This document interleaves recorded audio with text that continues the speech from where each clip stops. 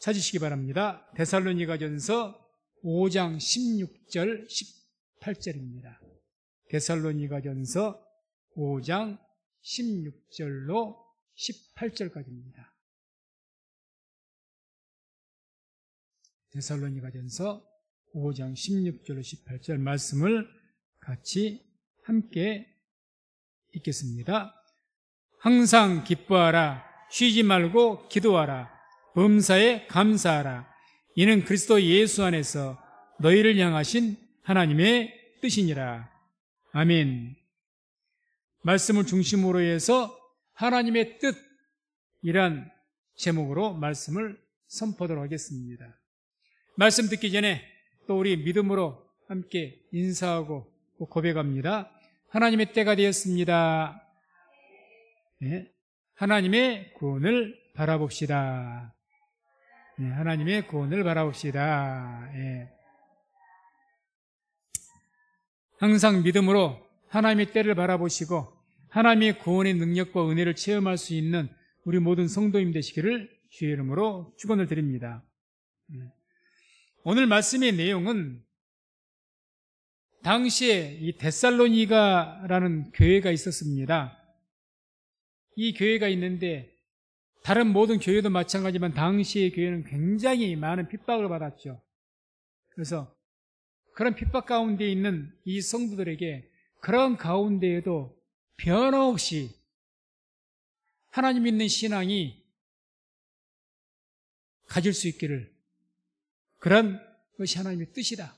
너희가 어떤 어려움 가운데도 어려움이 있다고 신앙이 변하는 것이 아니라 항상 기뻐하고 범사에 감사하고 쉬지 않고 기도하는, 그게 변함없는 신앙이죠.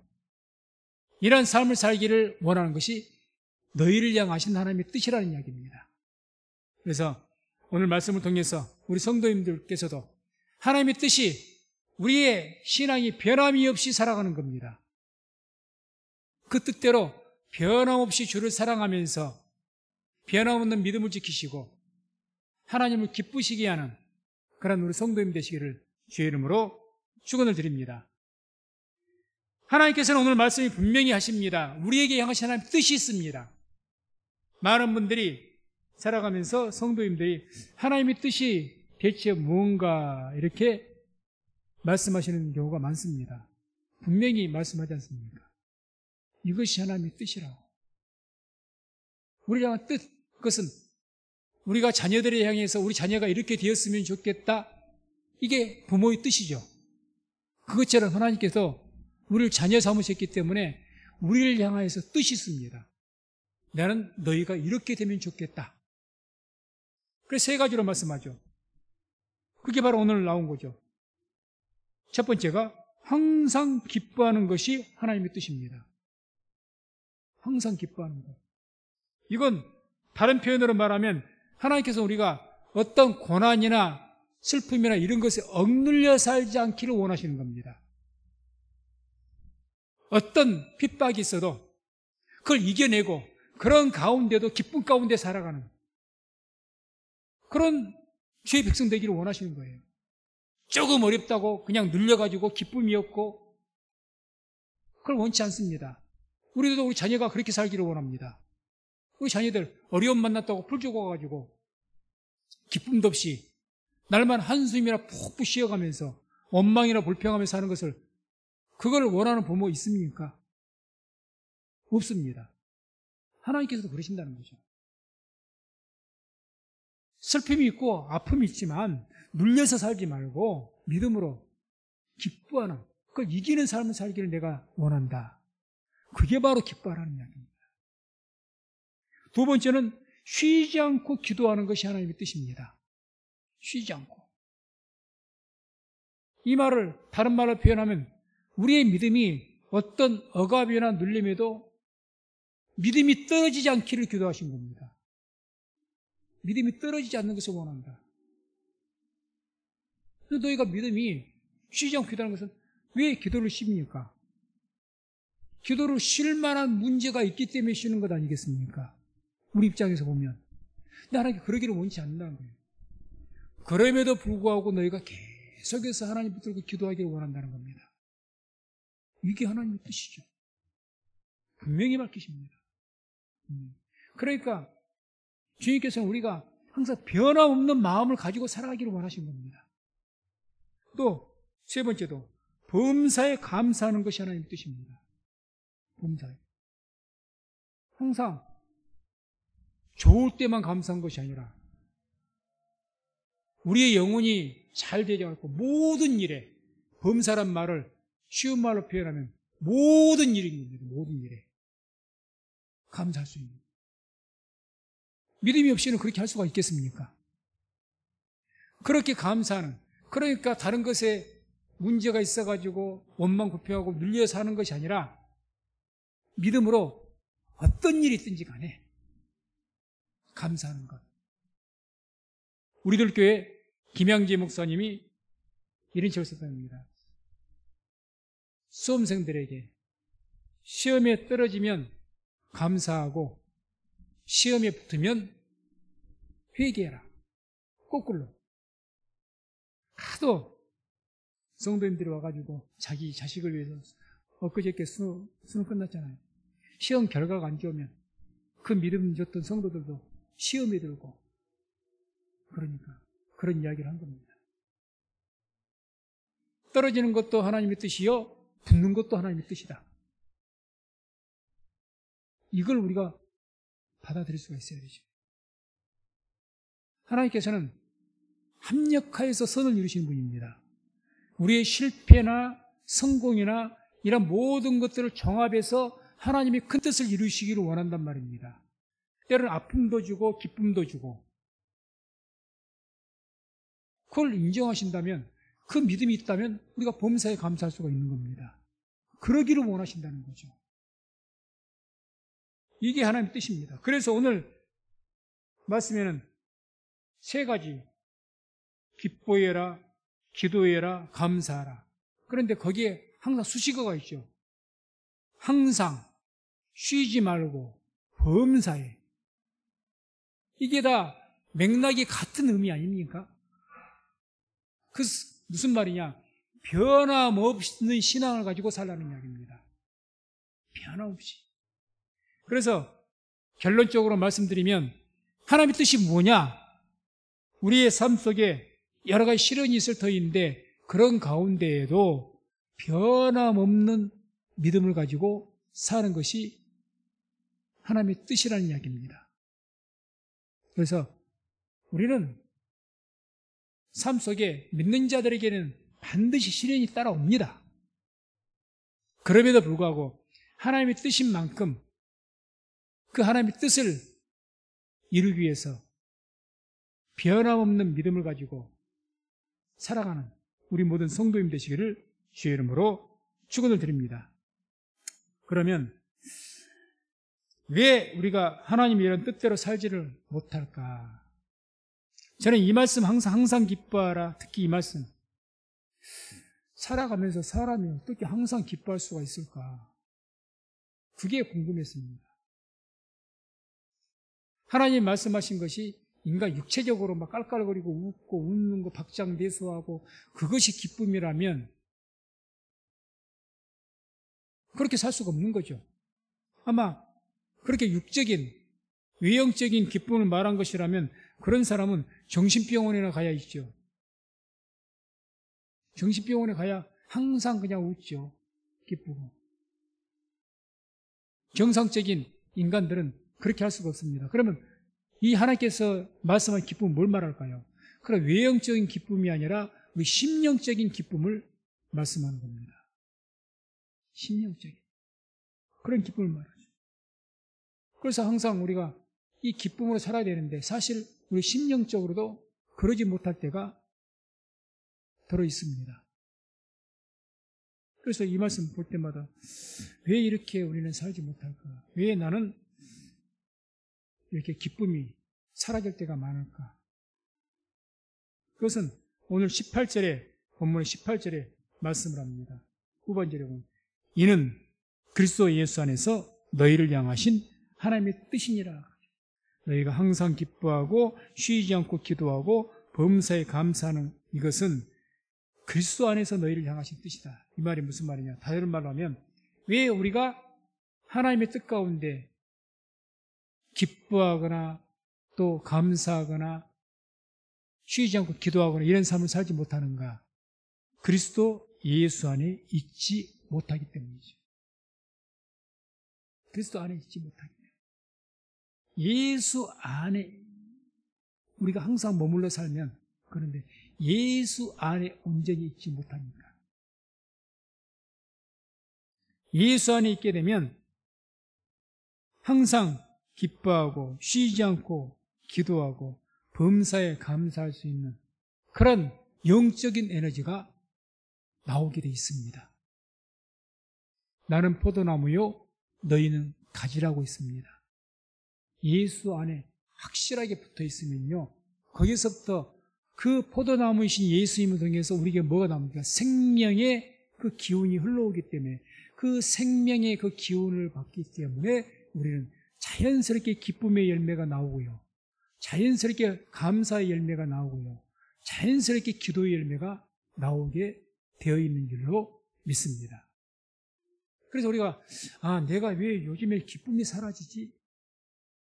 내가 왜 요즘에 감사가 없고 원망이 많지? 짜증이 많아지지? 내가 왜 요즘에 기도를 계속 못하지?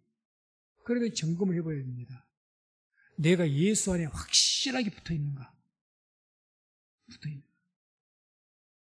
그래서 그럼 우리가 이제 예수 안에 붙어서 그 주님으로부터 생명의 기운을 받아야 되는데, 그 예수 안에 붙어 있기 위해서 우리가 어떻게 해야 될 것인가? 말씀을 한번 찾아보시기 바랍니다. 갈라디아서 5장 24절입니다. 갈라디아서 5장 24절. 갈라디아서 5장 24절. 찾으셨으면 같이 말씀을 함께 읽겠습니다.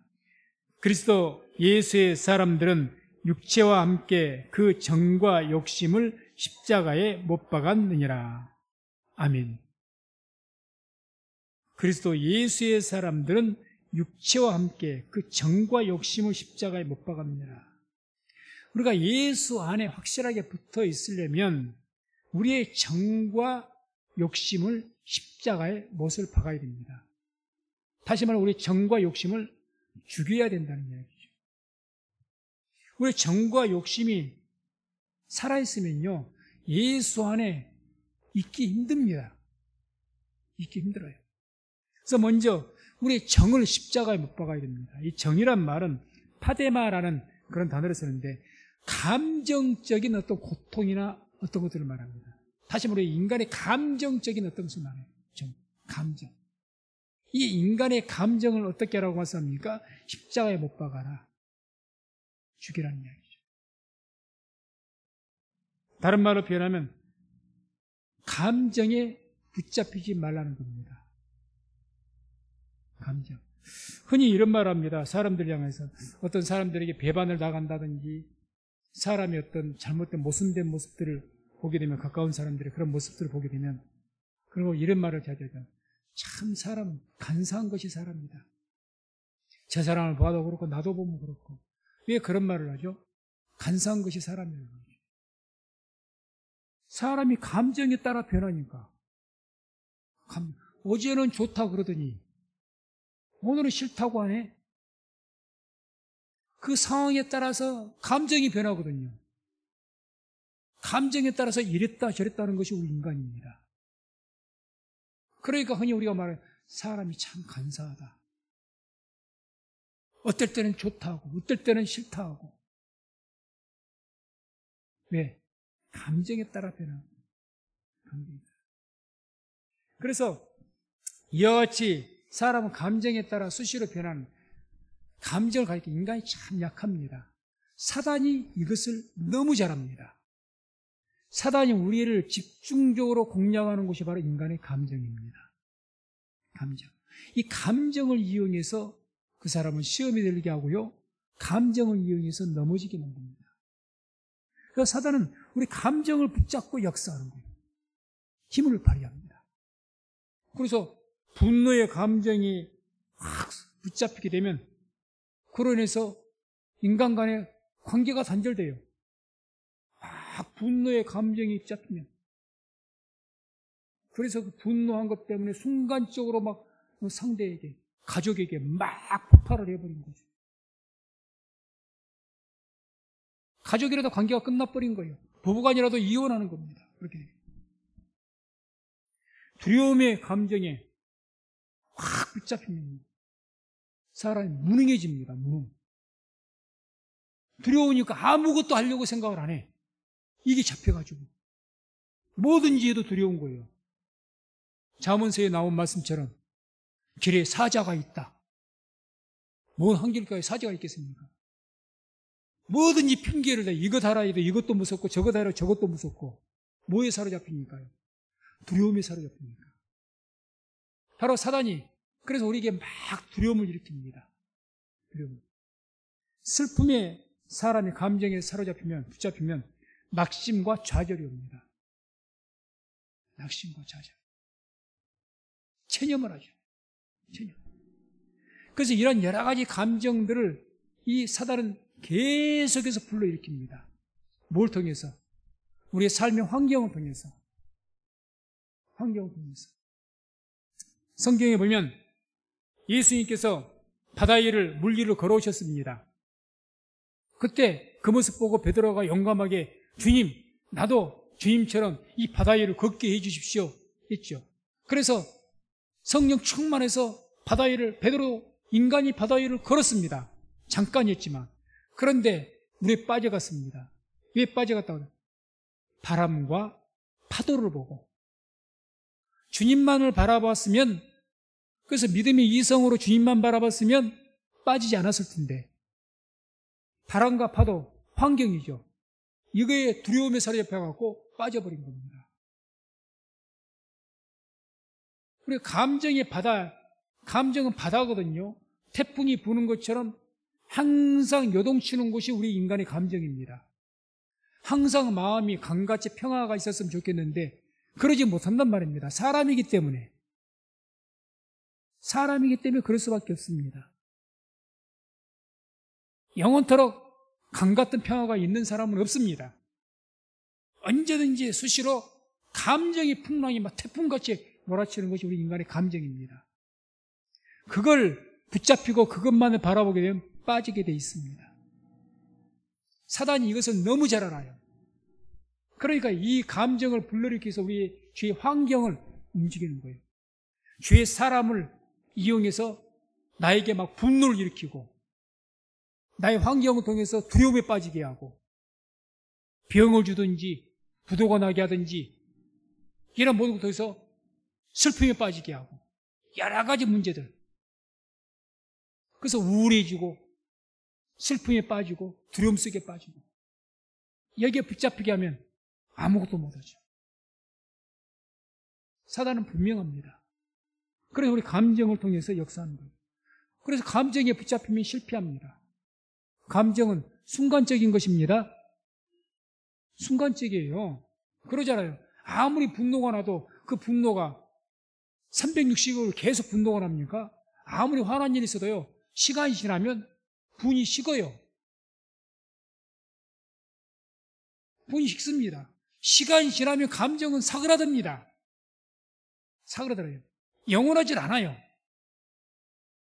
그러니 이런 순간적인 감정에 붙잡히지 마시고 견디고 인내하셔서 항상 믿음으로 승리할 수 있기를 주의 이름으로 축원을 드립니다. 사무엘상 4장 5절에 보면 이런 말씀이 나오죠. 여호와의 언약궤가 진에 들어올 때에 이스라엘이 큰 소리로 외치며 땅이 울린지라. 무슨 말인가 하면 블레셋이란 나라와 이스라엘 군대가 전쟁에 붙었습니다. 근데 계속 이스라엘이 지는 거예요. 지다 보니까 이들이 이제 작전 회의를 하면서 하나의 계획을 냅니다. 야, 우리 하나님 믿는 사람이 아니냐? 그러니 우리가 하나님의 법궤, 그 법궤를 우리 이 전쟁터에 가지고 와서 법궤를 앞세우고 싸우자. 아, 대단한 것 같아요, 믿음이. 그게 말씀으로 맞습니까? 율법적으로 완전히 틀린 이야기입니다. 감히 법궤를 전쟁의 도구로 사용을 해요. 법궤는 제사장들이 아니면 절대 만질 수가 없어요. 레위인들 정해진 고앗 자손이라고 하는 레위 자손 중에서 고앗 자손입니다. 그것도 손으로 드는 것이 아니라 꿰일체를 꿰어가지고 막대기를 들어야 돼요. 직접 못 만져요. 그런 법궤를 가지고 오자고요. 전혀 말씀과는 관계가 없는 이야기입니다. 이건 무슨 말이냐? 군대는 전쟁에서 뭐가 중요합니까? 군대의 사기가 중요하거든요. 군대의 사기를 좀 불러일으키기 위해서 하나님의 법궤를 좀 이용을 하자 그 말입니다. 이게 옳은 이야기입니까? 감정을 좀 우리가 지금 다 군대 사기가 떨어지지 않냐? 전쟁이 지다 보니까 가지고 왔습니다. 결과가 어떻게 됐을까요? 완전하게 패배했습니다. 법궤마저 빼앗겨 버렸습니다. 그게 사무엘상 4장 10절 11절 나와요. 4장 10절 11절. 거기서 법궤는 빼앗겨 버리고 이스라엘 군대 3만 명이나 죽고 홈리와 비나스 제사장들 죽고 완전한 참패였습니다. 감정, 순간적인 감정을 따라서 살다 보면 그 사람은 반드시 실패합니다. 감정에 따라 움직이려고 하지 마세요. 우리가 그러잖아요. 감정에 따라 어떤 일에 따라 얼마나 낭패를 많이 봅니까? 감정에 따라. 어떤 집사님이 계셨습니다. 이분이 시험에 들었어요. 왜 시험에 들었는가 이렇게 알아봤더니, 상담을 알아봤더니 그분이 솔직하게 이야기한 거예요.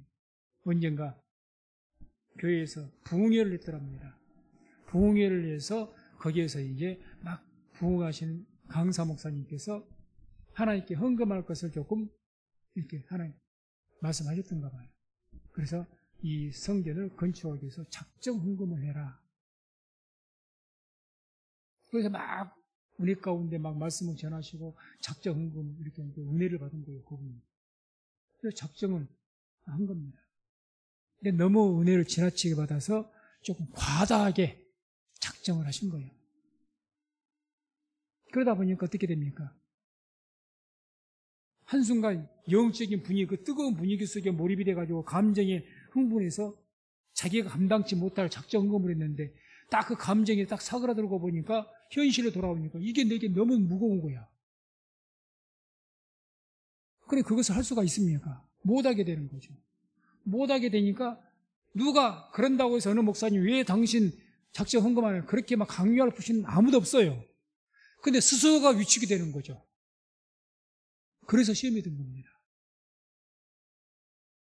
신앙생활요, 감정에 휩싸여서 신앙생활하면 그 사람은 언젠가는 시험이 듭니다. 감정에 쌓여서 신앙생활하지 마세요. 믿음을 가지고 신앙생활 하시기 바랍니다. 믿음을 가지고. 감정 의지하지 마세요. 세상 살아가는 것도 감정에 따라 살지 않아야 되겠지만 특히 신앙생활은 감정에 의해서 한순간 은혜 받았다고 뭘 더 하고 한순간 은혜 못 받았다고 덜 하고 그건 하나님의 뜻이 아닙니다. 오늘 말씀이 뭡니까? 항상 범사에 쉬지 말고 변함이 없으라는 것 아닙니까? 그러면 은혜가 됐든지 안 됐든지 내가 하나님 앞에 충성해야 되는 것입니다. 그게 하나님의 뜻이죠. 감정에 따라서 이랬다 저랬다 그거 하나님의 뜻이 아닙니다.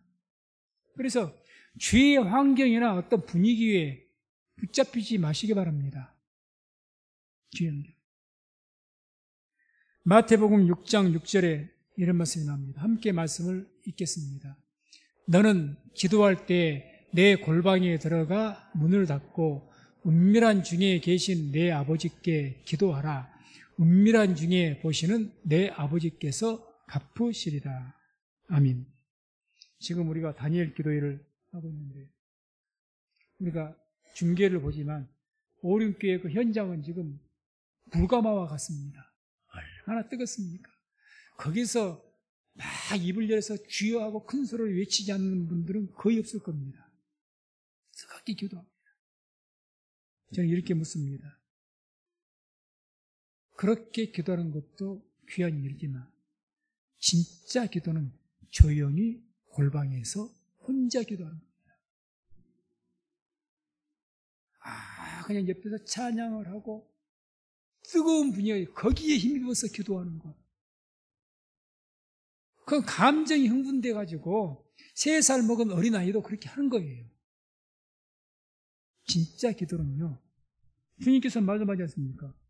너는 기도할 때 내 골방에 들어가 문을 닫고 기도해라.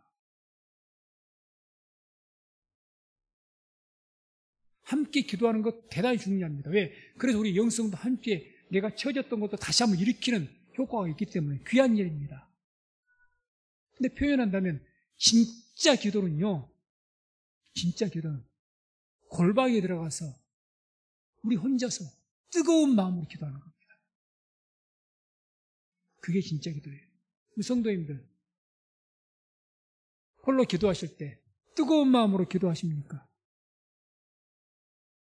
그렇게 돼야 그게 진짜 기도입니다.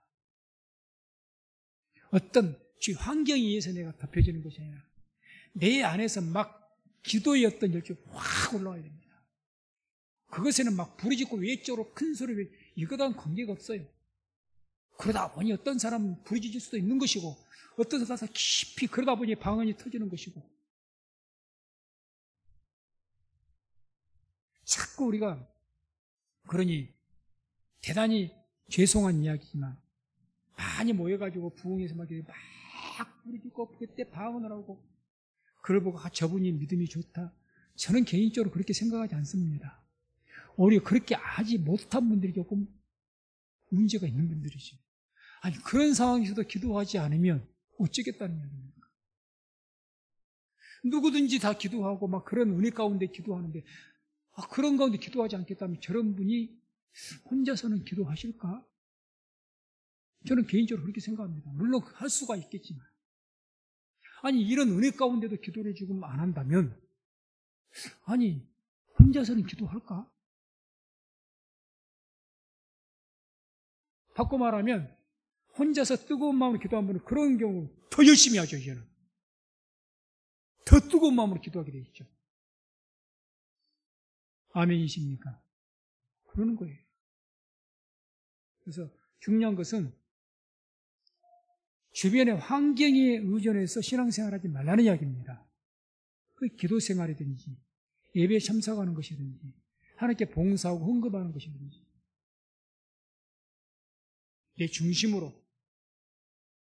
내 중심으로 신앙생활 하시기를 주의 이름으로 축원을 드립니다.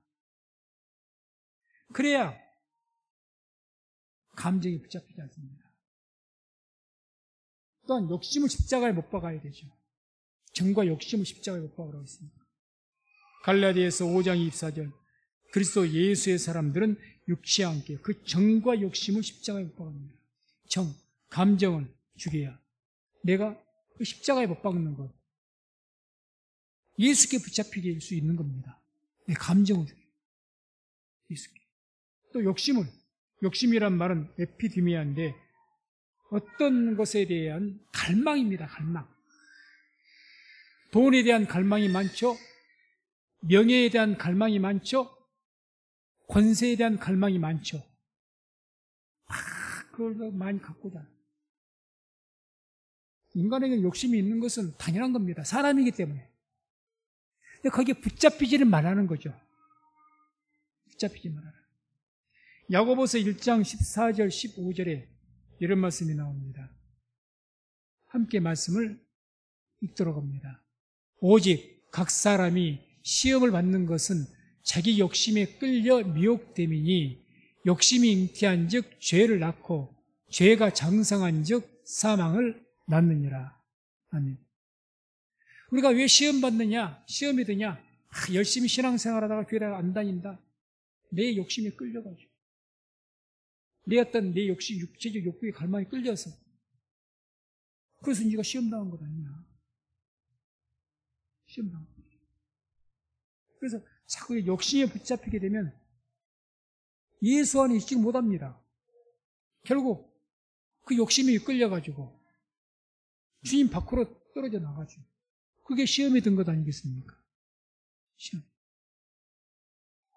그래서 우리가 이렇게 욕심에 사로잡히면 잠언서 4장 27절에 이렇게 말씀합니다. 우편으로나 좌편으로나 치우치 말고 내 발을 악에서 떠나게 하라. 우리가 사람이 욕심에 잡혀서 뭔가 좌로나 우로나 한쪽으로 치우치게 되어 있습니다. 치우쳐요, 사람. 욕심에 사로잡히면. 내 어떤 갈망이 있으니까. 그러니까 공이라는 것이 좌로나 우로나 치우치지 않는 것이 공이거든요. 공이, 의라는 것은 좌로도 우로도 치우치지 않는 겁니다. 반듯하게 가는 것이 공입니다. 그런데 욕심에 사로잡히면 편견이 생기고, 왜? 내 갈망이 있기 때문에 내가 향한 쪽으로 치우치게 돼 있어요. 반드시. 그래서 악을 행하게 되는 겁니다. 그래서 욕심을 붙잡히면 주님께서 떨어져 나가게 돼 있어요. 예수 안에 있지 못합니다. 그렇게 되니까 기쁨이 사라지고 감사도 어느 날 없어지고 기도도 중단되는 겁니다. 그래서 우리가 욕심에 이렇게 붙잡히지 않기 위해서 욕심에 붙잡히지 말고 열정에 붙잡히시기 바랍니다. 열정.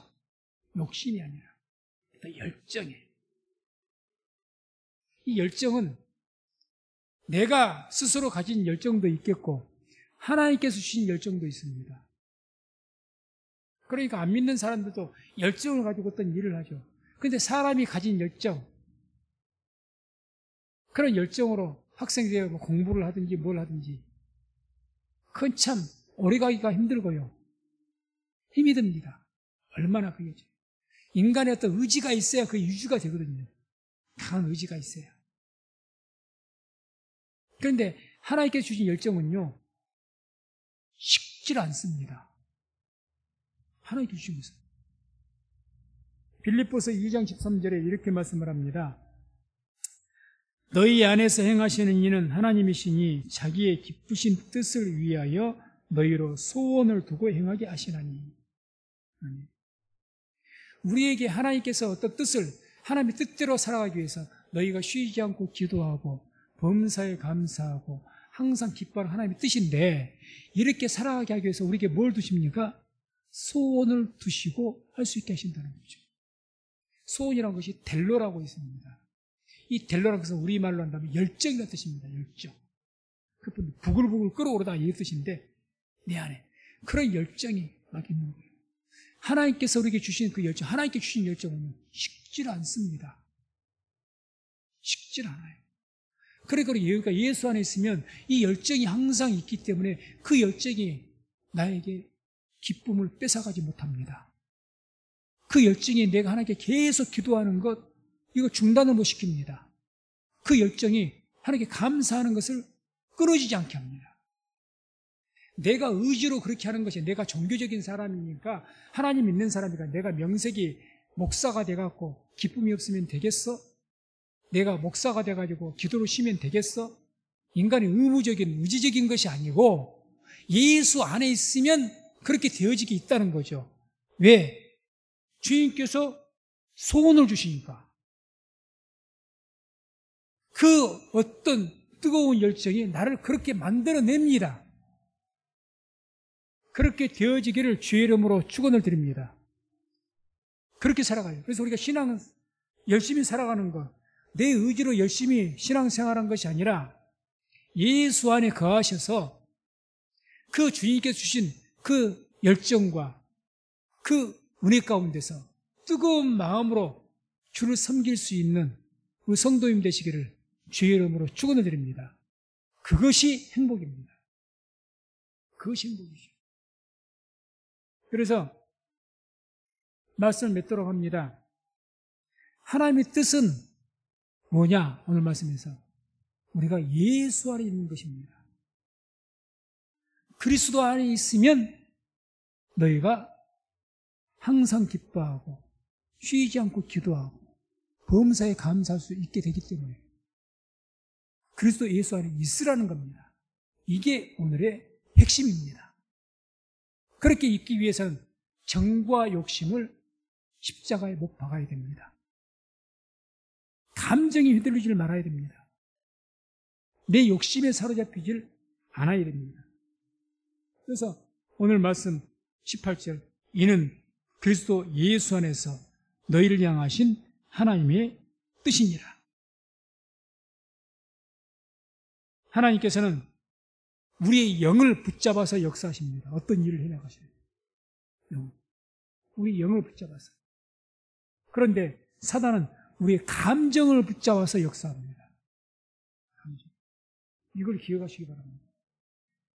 다시 한번 말씀드립니다. 하나님께 우리의 영을 붙잡으시려고 해요. 영. 내 영을 확 하나님의 영으로 사로잡아서 하나님의 성령으로 충만하게 해서 어떤 일을 하십니다. 사단은 우리의 감정을 붙잡아가지고 감정에 휘몰아쳐서 우리에게 멸망의 길로 이끌어버립니다. 이걸 잊지만, 그러니까 우리의 정과 욕심을 십자가에 못 박아 죽여야죠. 예수 안에 있는 것이 하나님의 뜻입니다. 예수 안에 있다는 것은 곧 말씀 안에 있다는 겁니다. 말씀 안에. 왜? 예수님은 말씀이 육신이 되신 분이니까 말씀 안에 있는 것이 예수 안에 있는 겁니다. 그래서 사도행전 18장 5절 보면 이런 말씀이 나옵니다.